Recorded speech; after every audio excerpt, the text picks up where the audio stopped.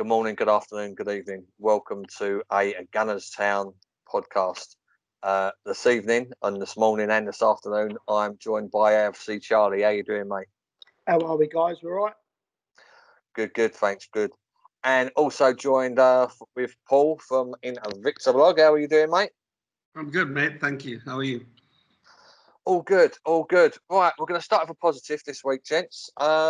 We finally got Gabriel over the line. Whether it was a couple of weeks quarantine or what, we don't know. I'm going to chuck this over to Charlie to start with. How are you feeling about the new boy? Yeah, I'm happy, mate, to be fair. I mean, obviously, I do follow football around the world and stuff like that, and I can't say I watch him every week, but I have seen games Lille have been playing and stuff, and he looks very good. He looks very big, he looks strong, powerful. You've seen lots of, when he makes tackles, doesn't really go to ground. He seems to nick the ball in well, left-footed. It's good that, obviously, that a lot of clubs are wrapped around him, trying to get him, and we've managed to pull it off, which is a big key. Obviously, Manchester United, Napoli, PSG supposedly coming late. I think that's perfect to the fact because of Edu and the Brazilian connections that he's got. So that's a big positive. And realistically, I know we've only got one. It's like the one sign at the back, but with Saliba coming as well, we've virtually got two good young centre halves. So for the future, looking promising. And it looks like now with Tierney as well, we've sort of sorted out our back 4 or 5, hopefully. Yeah, I mean, Paul, as Charlie mentioned with Ado and obviously the Brazilian link, it's been mentioned that also Luiz was sort of like almost one of his heroes growing up. I mean, do you think that he's at the age where he's going to settle in? Do you think he's going to need some time, or do you think that sort of help around is going to help him settle in quite quick? There was an interesting interview. I don't know. I mean, it's just one person's opinion, but it was on Gunners Town recently, where a French journalist that follows has followed him quite closely, said, like, not to get over the top excited about him, that he's an unfinished, deal right now, but under the tutelage of somebody like Luiz or like a more experienced partner, that his future was promising. So it was kind of a little bit of it felt like a bit of a wet blanket on the signing. But, I think with these guys, settling into the Premier League, you do need the assistance of, if he feels that way about David Luiz, and if Luiz can be the Luiz that Arteta has managed to get out of him, rather than the kind of the clown that we had for a few games. I think it'll stand them in good stead. I think both Saliba and Gabriel will need a little bit of blooding, as it were. Yeah. I think one of the things of Arsenal, the centre halves, and where we've been so poor in that area over the years, a lot of pressure put on these players straight away, aren't they? Because that's it, our defence sorted, we're going to be, and then one mistake, 2 mistakes, all of a sudden they're crucified. So it is a case of that. But I think people and the feeling around the place at the minute on Twitter and people you speak to, people seem quite positive, and we're certainly moving in the right direction. And as everyone keeps saying, if it's good enough for Arteta, it's good enough for me. I think we just got to trust them at the minute and just follow that lead. Yeah, I agree. I think sorry to interrupt, Gav, but I think that the added pressure comes from the fact that if you look at the prices and the fees that players are getting for like relative inexperience and youth and stuff, gone are the days where like your top signing was like 15 million. Now like 15 million is the cheapest you're going to get anybody for, So there's that pressure, and we just kind of need to, divide by like 3 maybe and treat it like it's more of a, affordable signing, because the figures are just outrageous these days, I think. Yeah. I mean, my thing on it is, I mean, obviously I haven't seen him play, but I've seen his stats. And, look, we're fairly stat-based and data-based when we're searching for players. That's obviously why we've specifically sought out a left-footed centre-back. My worry with that is obviously when we're dealing with that with players from other leagues, the data isn't just that factor. Because, I mean, I'm not going to call France the Farmers League or be disrespectful to anybody who plays in France. But there is a difference between playing in League One and there is the Premiership.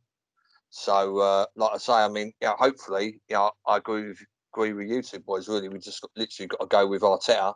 But I think on that situation, sorry, mate, say, go on. for instance, you look around the Premier League for defenders, and you look at people that may be available and so forth. You're looking at people maybe like John Stones. You've seen Nathan Ake go to City. It's double the money, and like obviously we can't do that, and we need to sort of a little bit of gamble. Yeah, and I think it is a gamble, but it's also good scouting. I'm sure. I mean, I've spoke to Chelsea fans who watched both games against Lille last year, and they said he was absolutely superb against them. So that's a good positive. So this is, I mean, I'd like to stay positive. I'm a bit excited. I'm glad he got finally done, and then we're moving on. Yeah, likewise. Well, okay, right. It would be a bit of a miss not to mention the other news coming out of the club this week. That Ken Fryer has retired his seat from the board. He becomes a life president of the club. I believe he started working at the club as a messenger, aged about 12. So, like I say, on behalf of everybody from Gunners Town podcast, I'd like to wish him all the best. And I'm sure he's going to be there every game. He's going to be there every game, isn't he, Charlie? Yeah, of course he will. It's a nice touch from the club as well. And like Stuart, the photographer of the club, made a point of saying something on a recent video he done about how they got the players to have a picture with the FA Cup in front of the Ken Fry banner. So it's a lovely touch from the club. He's a proper Arsenal man, and it's a bit of a dying breed these days. So it's good luck to him, and deserves all the adulation and sort of the respect he gets. Yeah, no, here. Right, we're going to move on to the other news that came out this week with regards to Arsenal letting fans back into the ground under a limited capacity.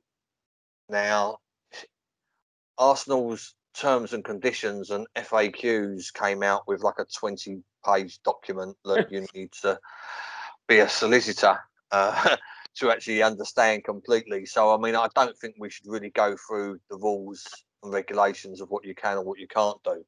But what we have got here tonight is we've got a gold member in Charlie, we've got a silver member in me, and we've got a red member and overseas fan who comes over 3 or 4 times a year in Paul.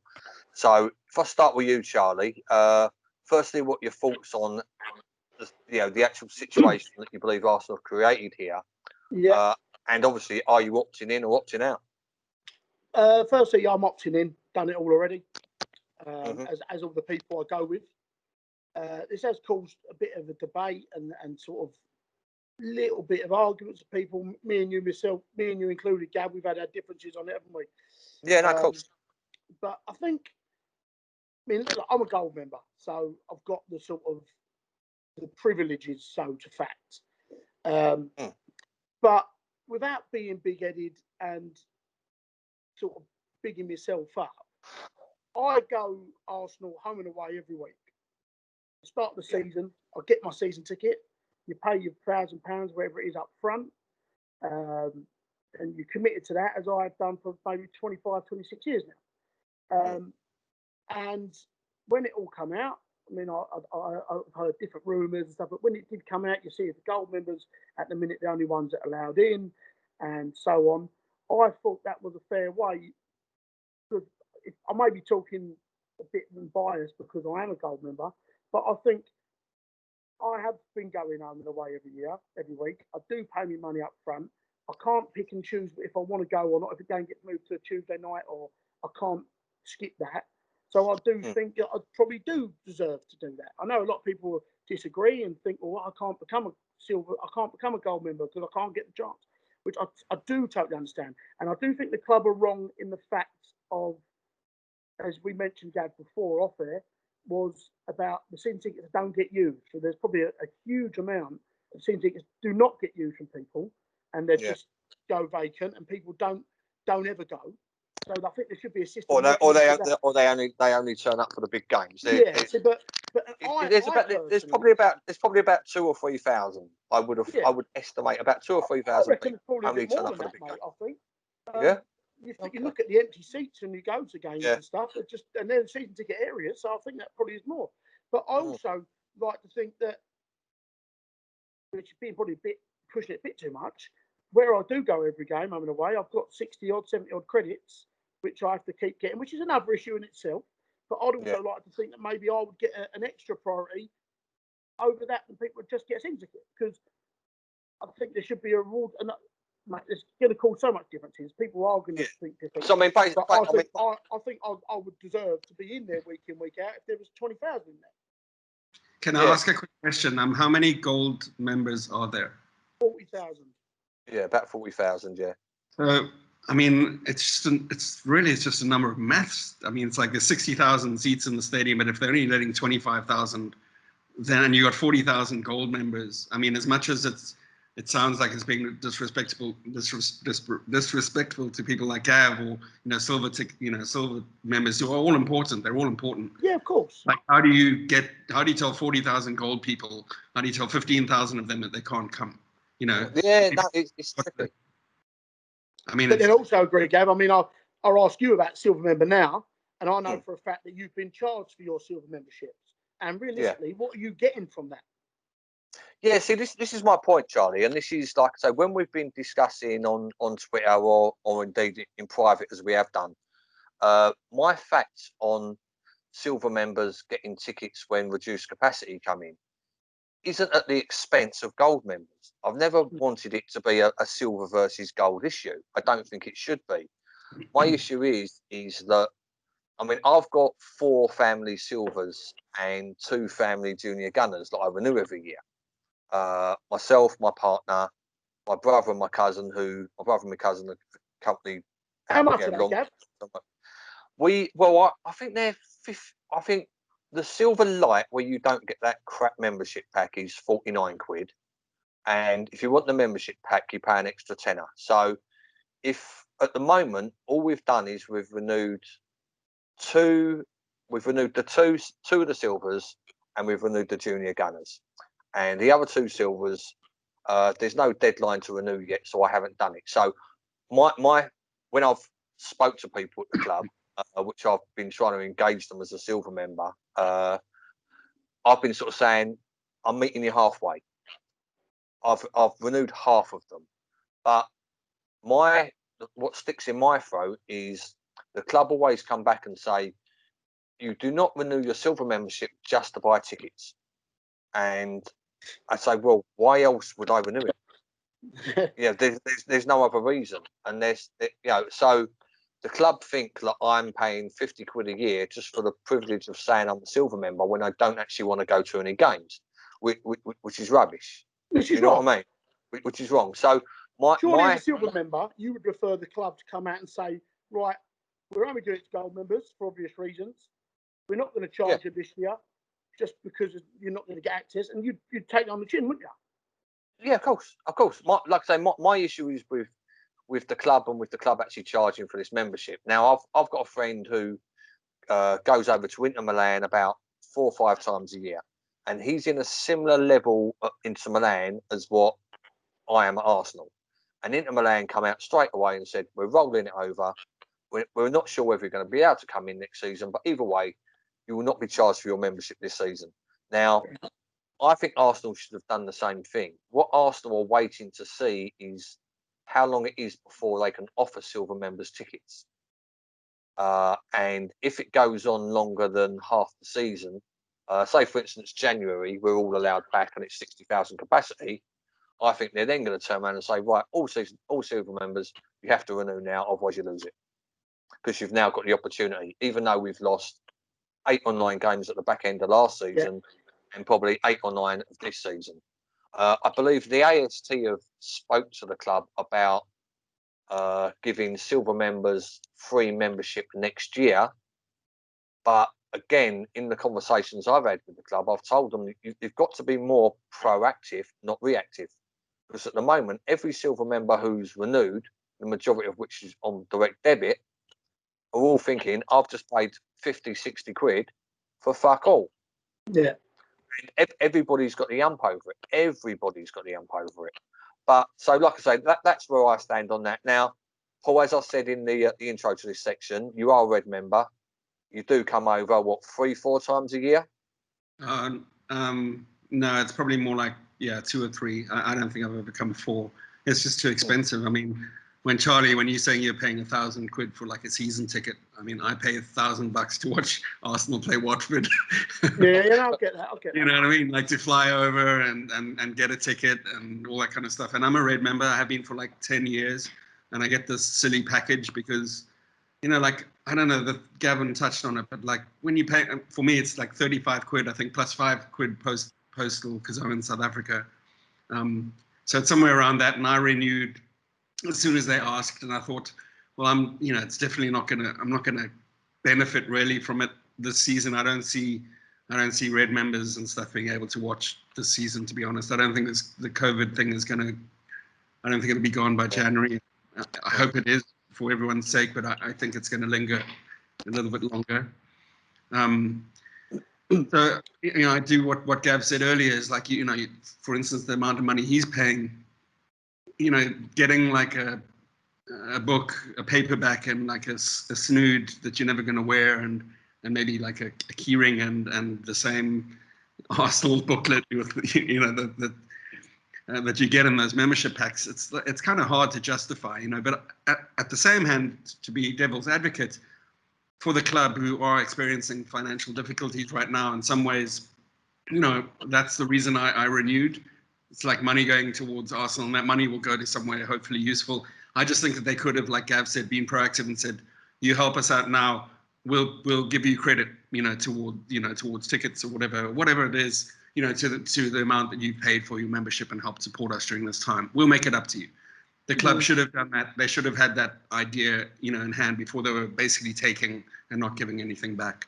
I mean, the gold, silver, red, and if you've got 60,000 people, 40,000 gold, 20,000 silvers, and 100,000 reds, and you're only allowed 15,000 people, it's going to be the gold members. I mean, there's only 8,000 silver members. And like I say, and they reckon there's a couple of thousand that last season didn't go a single game. I mean, I know my silvers was used probably about 80% of the games we could have gone to last year. I mean, even myself or my extended family and a couple of mates used them. Do you know what I mean? So they were used. But all right, we're gonna wrap that one up. Otherwise, we could probably speak for about half an hour on that. Right now, my thoughts really recently has been sort of going towards the attacking stats and the attacking options that we have at the moment. Arteta's had a brilliant run. We beat Liverpool, we beat Man City, we beat Chelsea, we beat Man. Do you know what I mean? We're smashing all the top clubs. When we haven't got the ball, we're defending well. We're looking more solid. We're attacking on the break. We're passing out. We're getting through the lines, etc., which is all well and good. I'll start this with you, Paul. How are we going to adapt when we're playing against a team that's intending to do what we did to sort of Chelsea and Man City to us? How are we going to break through how are we going to sort of break through their solid back line? Have we got the skill factor and the bit of magic factor in our midfield to sort of do that at the moment? I think we've got a problem.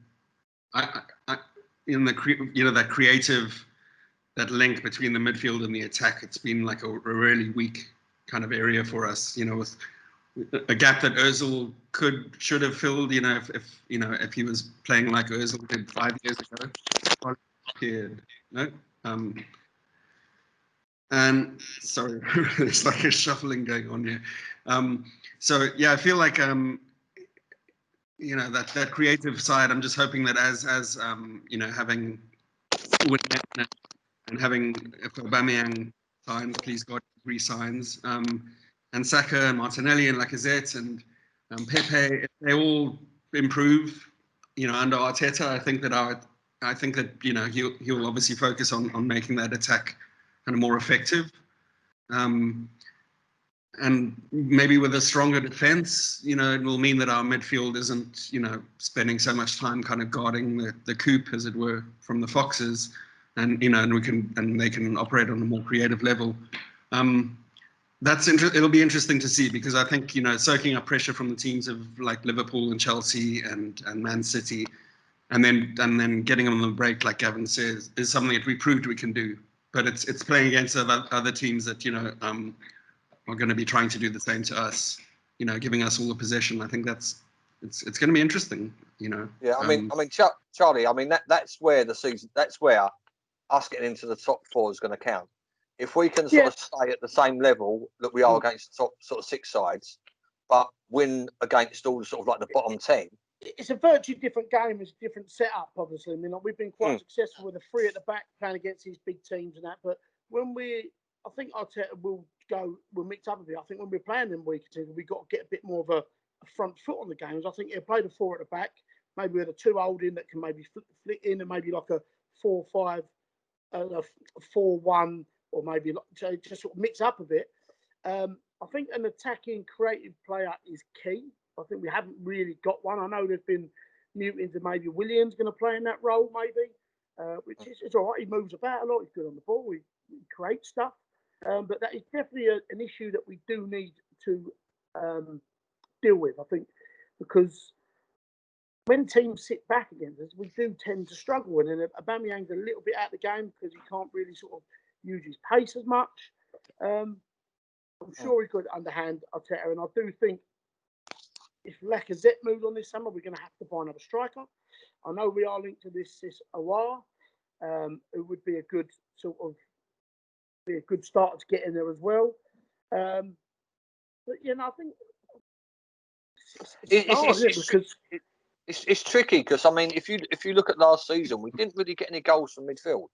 No, I mean we weren't scoring completely freely all season anyway. Let's be honest. But I mean, you take out Pepe's goals, then you could probably count the midfield goals on one hand. There ain't many. So I mean, that's my worry. I mean, hopefully the Spaniard who likes his Estella and Paella is going to come back, and maybe he'll sort of be more of an 8 to 10 than he was like a 6 to 8 if we're going sort of well not 6 to 8, but more, you know, maybe help it sort of push forwards on the pitch. Paul, I mean, I know you're a big fan of Lacazette. Is Lacazette the key going forwards, or? Yeah, I mean, it's not that I would say that I'm a big fan. I just think that he does, you know, especially in the situation as it was in this last year. I think he's performed a role, and he's occupied that area. We've discussed this before. He's occupied that area between the centre circle and the edge of the opposition's box, playing as a kind of like a rear guard number 9, or kind of like a cross 9-10 kind of position. And that's because there's been that gap in that place, you know, where we haven't had that attacking forward creative midfielder, you know, and then also allowed Pepe and Aubameyang to kind of cut in, you know, which has been effective especially for Aubameyang. So I think Lacazette's performed a role, but what I see going forward is that if we can get, for instance, Thomas Partey, and we've got a stronger defence, then I think that would mean that people like Ceballos and Willian, if he slots into like an attacking midfield position, because I don't think I see him competing with Pepe, you know, so much on the right. If we can have a more solid base, I think that would allow our creative players like Ceballos and stuff to push forward and you know, just to move our whole attacking, you know, like our attacking mids and our attack, you know, front line, you know, into the attack, you know, opposition. It's like sometimes like I say, especially like I say, I mean, if we're going to be up against a team that's playing like a solid 5-4-1 against us, Charlie, right? We haven't really got the player that's going to sort of thread the ball through. Pepe's the only one that actually beats a man and creates something, unfortunately, and he doesn't do it consistently enough. Towards the end of the season, he'd get better and better, and he looked good against the better teams. He had a bit more time and space, but I definitely think we do need to deal with this summer. I think we've relied on Ozil over the last couple of years. He hasn't obviously, and it is that player. I mean, I think football's gone away from the number 10, so to speak. But I do agree that now, when we've not got the ball, obviously you'll drop in, your free drops in. When you've got the ball, you need that one anchor in there, and the other two midfielders, if you're playing that 4-3-3, have got to join the attack and they've got to be a part of it. Right. It's like I say, it's pace, and we get a chance to operate our pace when we're breaking from the back. And like I say, I mean, it's not like we're doing mental counter attacking, because some of our best goals this season have started off from the goalkeeper and literally passed around the whole team and broke the lines that way. My worry is when we're getting the ball in defence and we're playing against a team that has literally left 5 players on the halfway line, and is just literally going to block the game up. So, like I say, that's my worry, that we haven't got that little bit of we ain't got that little bit of genius in the middle of the pitch. And whether it be, I can't see Pepe coming into the middle. And would it be sort of Willian, or would it be a bit of Willock? Would it be? I'm not sure that Arteta even knows what his main plan is going to be. If you know what I mean, lads. Yeah, I think a new player will be on the agenda. Yeah, I'd like to see Pepe doing what he did in that, the disallowed goal in the FA Cup, that first one that was the offsides. When he cuts in and he basically ended up scoring, on the opposite, just on the other side of middle, like with that amazing goal that that was disallowed. I'd like to see him doing more of that, because I think, I don't know, he doesn't get as many opportunities like he did when I watched him playing in France, when on the transition, he was scoring those Martinelli-style Chelsea goals a lot, He was on his own against the ball, defenders running backwards, trickery around them, and he'd get in and score, He's the kind of player that he doesn't get that opportunity much in the Premier League. The guys are blocking him off. And it feels like when he gets, shepherded into that channel, he becomes very ineffective, kind of almost Javine. It's like he runs out of. You just don't know where it's going. It just it's going to give more space to Bellerin or Suarez or make the Knowles, whoever it is. I think Arteta will work on as well to help that as well, which we have done towards the end of the season, is the high press and winning the ball in the final third. So how many times have we been caught out? We're playing out the back, we've been caught out, and boom, we're letting it go. So I think you are seeing that we are pressing a little bit higher. And Man City and Liverpool have set the model now. Win the ball in the final third, and you're already on the attack. So I think that's another way of counteracting that problem. Well, it's interesting because if you look at the last couple of games, the big games that we've won, is Arteta has not been pressing in the same way as Liverpool have, like man on man, right up against the goalkeeper's line. They've been hovering kind of halfway between, like the edge of their attacking third, and just blocking the channels and like making this, this kind of putting that pressure on without using up too much energy and like 2-on-1 kind of attacking thing. It seems like a much cleverer press. And that's, one of the things that struck me in the Community Shield and in the FA Cup is that, apart from Eddie, who seems to be like, Arteta's kind of like run Eddie, constantly. The rest are being a little bit more shrewd and conservative and like blocking channels, blocking passing lines, depending on who's got the ball. But yeah, it's going to be interesting to see how we get goals in the midfield and how we actually link the mid and the attack, because we've got great attacks, but they're just not getting them. Yeah. Certainly going to be interesting. Like I say, we've at the moment, as we are at the moment, we've got 18 overseas players, I believe, and we're only allowed to register 17. So there's going to be some ins and outs. Now we've gone up to the magical 30-minute mark, and we don't want to go over that because when Chris gets back from holiday, he'll give me a smack. So just to finish it off, what we're going to do is we're going to have. There's been various.